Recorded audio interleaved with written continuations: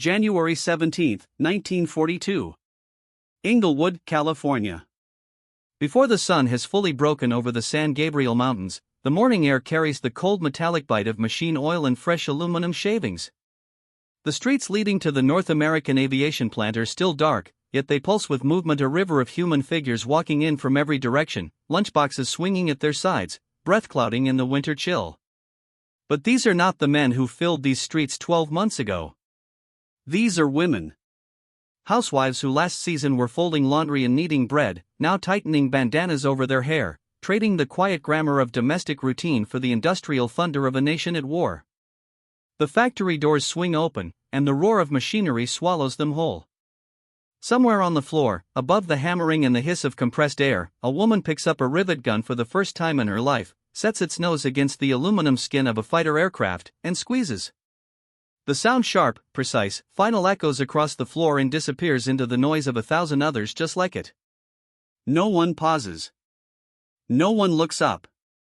There is simply too much work to be done. Somewhere in Berlin, in the carpeted war rooms of the Oberkommando der Wehrmacht, the German High Command studied maps and production tables and tried to calculate the future.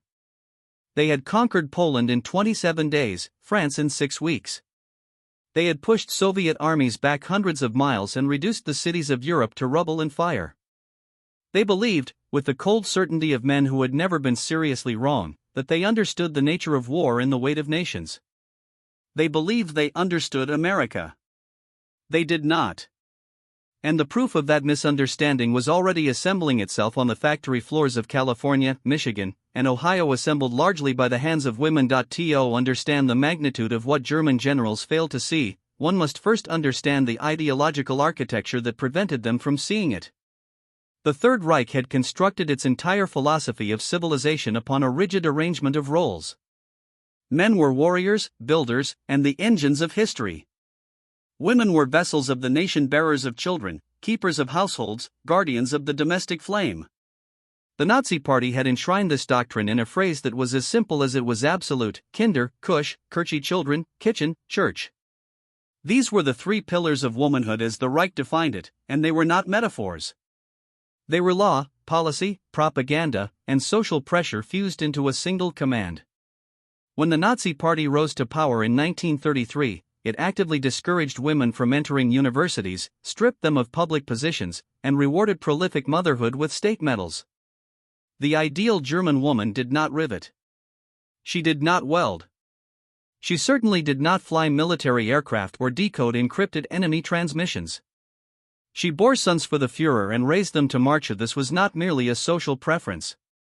It was a strategic miscalculation of devastating proportions. Adolf Hitler, surveying the United States from across the Atlantic, saw a nation that he considered racially mixed, culturally degenerate, and structurally soft.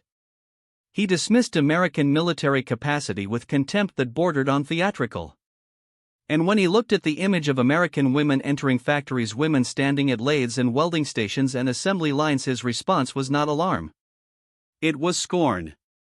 He called it degenerate, this spectacle of women doing men's work. He declared that the role of German women was to be good wives and mothers, to have more children for the Reich. In his worldview, a nation that sent its women to the factory floor was a nation that had already surrendered something essential, some core of civilizational pride. He saw weakness. He did not see the future. Consider, then, what the future actually contained. On December 7, 1941, the Japanese Navy struck Pearl Harbor, and the United States crossed the threshold from anxious spectator to total war participant in the span of a single morning. Within weeks, the American industrial apparatus, already partially mobilized, began its transformation into the greatest weapons manufacturing engine the world had ever seen. And the fuel that powered this engine was, in no small part, the labor of American women. The numbers that followed defy easy comprehension because they dwarf not just expectation, but precedent. Before the war, American women represented roughly 27% of the national workforce. By the war's peak, that figure had risen to 37%. Across the span of the conflict, the total number of women in the American labor force grew by more than 8 million. But within the defense industry specifically, the transformation was even more radical. By 1943, women comprised 65% of the American aircraft industry's workforce, not a supporting minority, but the majority of the people building the planes that would fill the skies over Europe and the Pacific. By 1944, women held 1/3 of all manufacturing jobs in the United States. They were not filling gaps on the margins of production. They were at spying across factories and shipyards from Seattle to Baltimore. Women were doing work that no military planner in Berlin could have placed into any ideological category they possessed. They operated cranes 60 feet above cement factory floors.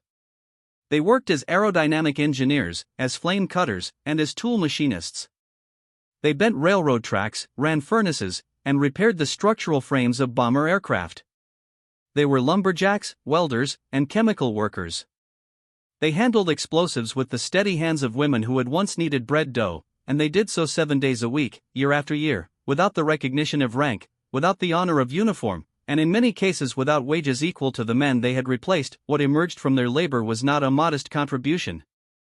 It was a miracle catalogued in steel and aluminum.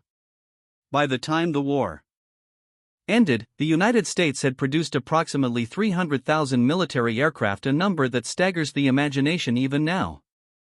More than 100,000 tanks and self-propelled guns rolled from American factories. 88,000 warships. 370,000 artillery pieces. 47 million tons of artillery ammunition, and 44 billion rounds of small arms ammunition. Time magazine, struggling to find adequate language for what American industry had accomplished, called it simply a miracle. But miracles have instruments. And the primary instruments of this one were women who woke before dawn, pinned back their hair, and went to work. Here one must pause and consider the recurring image, the small emblem of a larger truth, that appears again and again in the photographs and documents of this era. It is not a hammer or a rivet gun, though those were everywhere. It is something far smaller, and in its smallness, more powerful. It is a streak of red lipstick. In the propagandistic photographs commissioned by the American government, and in the candid snapshots taken on factory floors, American women workers appear wearing it with a deliberateness that is striking in retrospect. It was not accidental. It was political. Researchers studying wartime imagery have noted that while Nazi propaganda portrayed the ideal German woman with minimal cosmetics, understated, natural, defined by her purity and her role as mother, American propaganda celebrated the woman worker in bold red lips. Bright red lipstick became, in a quiet and undeclared way, a symbol of anti-Axis sentiment, a visible declaration that femininity and industrial power were not opposites. That a woman could build an aircraft and still be a woman. That freedom did not require the surrender of self. The red lip was not vanity. It was ideology made visible, pressed against the cold metal edge of a B-25 bomber, and it said something that no war memo could have said better: we are not your idea of women. We are something else entirely. German officers and intelligence analysts who knew something of American industrial output had, in the early months of the war, begun to file reports that carried an undercurrent of unease. The American capacity for production, some warned, was not to be measured by European standards. Albert Speer, the Reich's Minister of Armaments, would later confess that Germany's failure to fully mobilize its female population was a profound strategic error. While the number of women working in Germany's industrial and domestic sectors remained essentially flat throughout the war, hovering at approximately 14 million, static as stone, the American labor pool was growing, month after month, in ways that defied the fixed calculations of the German war machine. And crucially, the German model could not adapt. A nation whose ideology had declared women unsuitable for the factory floor could not simply revise the declaration when the battle maps turned red. Ideology, once weaponized into social policy, resists correction. The Third Reich had built a wall around its women with the bricks of doctrine, and now it could not tear that wall down fast enough to close the gap that America was opening. The gap was not only industrial. It was also military, and in this dimension the shock to German strategic thinking was perhaps even more profound. Nearly 350,000 American women served in uniform during World War II. To the German military mind, this was a figure that may have seemed absurd, and initially, that absurdity may have been reassuring. Women in uniform meant American desperation, surely. Women in uniform meant America was scraping the bottom of its human barrel. But the German assessment, once again, was constructed on a foundation of its own blind spots. These women were not filling uniforms out of desperation. They were filling them out of commitment, and they were doing so with a competence that would eventually be recognized at the highest levels of Allied command. In 1942, the United States Congress authorized the creation of the Women's Army Auxiliary Corps, soon renamed the Women's Army Corps, or WAC. The women accepted for voluntary emergency service in the Navy, known as the WAVs, the Marine Corps Women's Reserve, and the Coast Guard Women's Reserve, known as the SPARs. In 1943, the Women Air Force Service Pilots, the WASPs, were officially formed, bringing together over 1,000 women aviators who would fly virtually every type of aircraft in the American military inventory. These were not ceremonial units. Women in uniform performed more than 200 distinct military occupational roles. They drove trucks across bases that stretched for miles. They repaired aircraft engines and rigged parachutes. They served as radio operators, weather forecasters, air traffic controllers, and laboratory technicians. They analyzed reconnaissance photographs taken over enemy territory, staring into aerial images of German factories, rail lines, and coastal fortifications, translating those images into intelligence that shaped Allied strategy. 68 American servicewomen were captured as prisoners of war in the Philippines. 16 Army nurses were killed as a direct result of enemy fire. More than 1,600 nurses received decorations for bravery under fire. 565 members of the Women's Army Corps serving in the Pacific Theater earned combat decorations, and then there were the Women Air Force Service Pilots, the WASPs, whose role carries a particular kind of historical poetry. These women flew military aircraft from factories to airfields, freeing male pilots for combat duty. They test flew newly repaired aircraft whose mechanical reliability was, by definition, unknown. They towed targets across the sky so that anti-aircraft gunnery trainees on the ground below could practice shooting at moving aircraft. They flew, in other words, as deliberate targets. 38 of them did not survive the war. They died not as combatants in the technical sense that their era recognized, but as women who had accepted the full weight of military risk without the designation of soldier, without the benefits of veteran, without the formal acknowledgement that their nation owed them. General Dwight D. Eisenhower, the supreme commander of Allied forces in Europe, was not a man who spoke in sentiment when it came to the mechanics of victory. His assessment of women's contribution was unambiguous and permanent. He wrote that the contribution of American women, whether on the farm, in the factory, or in uniform, was, in the specific Latin phrase he chose to use, a sine qua non of the D-Day invasion effort. A sine qua non. Without which, nothing. Not an advantage. Not a helpful addition.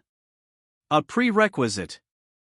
The invasion of Normandy, the single largest amphibious military operation in human history, could not have occurred, in Eisenhower's judgment, without what American women had made and done.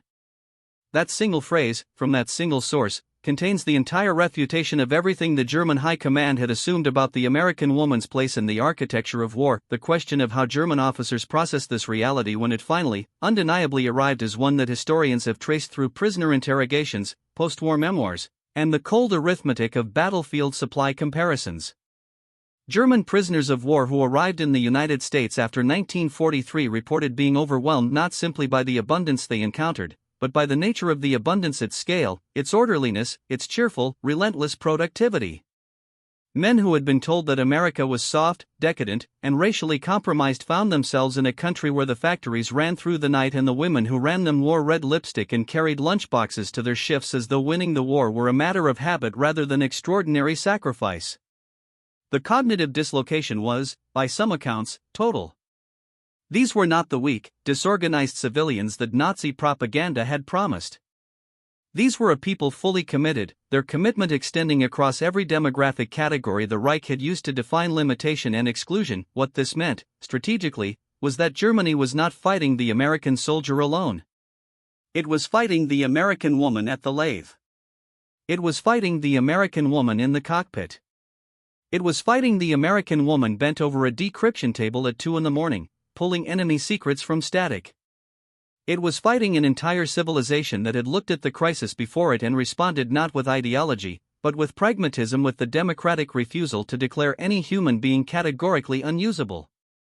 That refusal, that fundamental openness to the potential of every citizen regardless of sex, was not merely a social virtue. In the context of total war, it was a weapons system. The red lipstick appears again in the imagination's eye. It appears on the face of a woman checking the fuselage of a B-17 in 1943.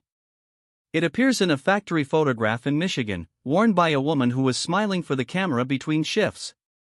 It appears on the face of a nurse in the Pacific, somewhere near the front, who has not slept in 36 hours but who has not stopped working either. It is not there because someone told these women to perform beauty for the camera. It is there because it says something true, that in America, the war did not require women to become something other than themselves. It required them to become more fully themselves, more capable, more present, more essential while remaining who they were. That was the thing the Third Reich could not manufacture, because it required exactly the kind of freedom that fascism, by its nature, was constitutionally incapable of allowing. The numbers, when added up at the close of the war, speak a language of their own. The United States had built, in 4 years, a military-industrial output that Germany and Japan combined could not approach. The planes that darkened the skies over the Rhineland, the ships that delivered armies to the shores of Normandy, the ammunition that sustained months of island-by-island combat in the Pacific, all of it had passed, at some point, through the hands of women. Women who had not, before December 1941, imagined themselves as the pivot point of a global conflict.